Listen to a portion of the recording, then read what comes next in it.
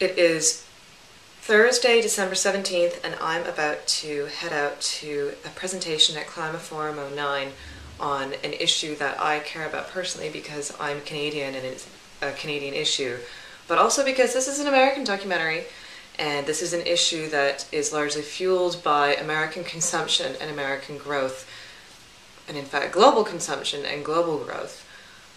Did you know, in fact, that the largest source of oil in the world is not Iraq, it's not Saudi Arabia, it's Canada, and it comes from a vast region known as the tar sands.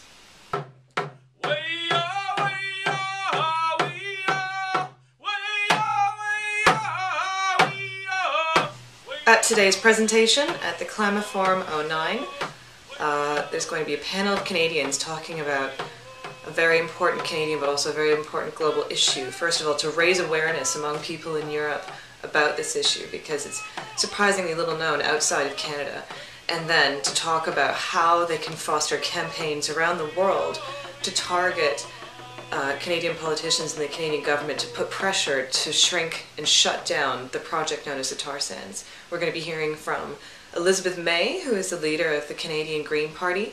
We're going to hear from Clayton Thomas Muller, who's one of the leaders of the Indigenous Environmental Network in Canada and a big campaigner on the tar sands. We're also going to hear from one of the most inspiring speakers I've ever heard speak, a young lady named Ariel Deranger, who is from Fort Chipewyan, a downstream community that is being directly affected by the tar sands, where she has seen the forest disappear and their way of life wiped out. We're also going to hear from Maud Barlow, who's the chairperson for the Council of Canadians and a big campaigner on water issues. And we're also going to hear from a young lady named Jess Worth, who is a British activist and an editor at the New Internationalist, who is heading up a campaign in the United Kingdom to target investments by British banks and financial institutions in the tar sands. At the tar sands panel today at Climaforum in Copenhagen, an audience of about 100 people heard about the tar sand operations in Canada, which, as I mentioned, is the largest industrial project in the world, which chairperson of the Council of Canadians, Maud Barlow, describes as Canada's Mordor. And in many respects, that's really not too hyperbolic. Now, we also heard about why the Canadian government is so hesitant to take any action against the sands, and why, in conjunction with that, there's such an obstruction to progress at climate talks and have been for the past half-decade. We also heard about things that people can do throughout Europe to embarrass and target Canada through public campaigns, similar to what they're doing in England, where, for example, on Saturday, activists pulled down the Canadian flag from the High Commission and dunked it in oil. But also, in more practical terms, we heard about things that people can do to target the financial institutions that they support that are invested in the tar sands. For example, the Royal Bank of Scotland is more than 80% owned by the British taxpayer now. If you pay your taxes to the government, your money goes to that bank. And then, certainly last but not least, everyone was led in a rousing chorus of what has become a mainstay of political protest against the tar sands in Britain, the version of Blame Canada. Blame Canada! Blame Canada! Seems like everything went wrong since the tar sands came along. Blame Canada! Blame Canada! They don't really mean country anymore.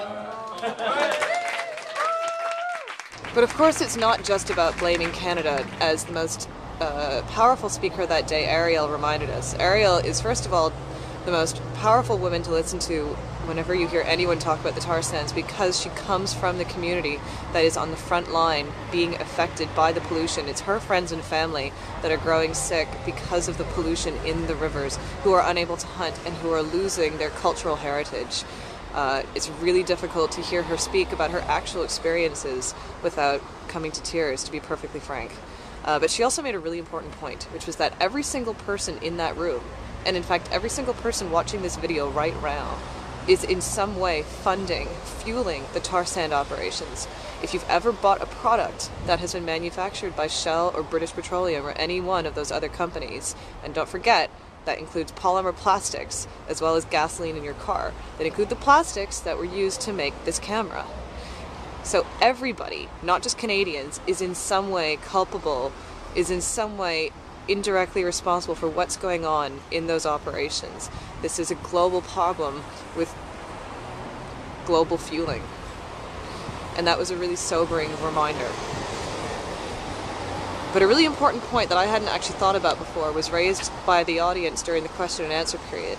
And a gentleman who was actually from Alberta said that if we could actually successfully shut down or shrink the operations in the tar sands, this would actually have a really dramatic effect on the American economy, because as the largest supplier of oil to America, if we can shrink that supply and make it more expensive and more difficult for Americans to obtain the oil that fuels the economy, this could actually force a shift to more sustainable measures, to more sustainable lifestyles. In other words, we could actually have an impact on their economic growth and the model.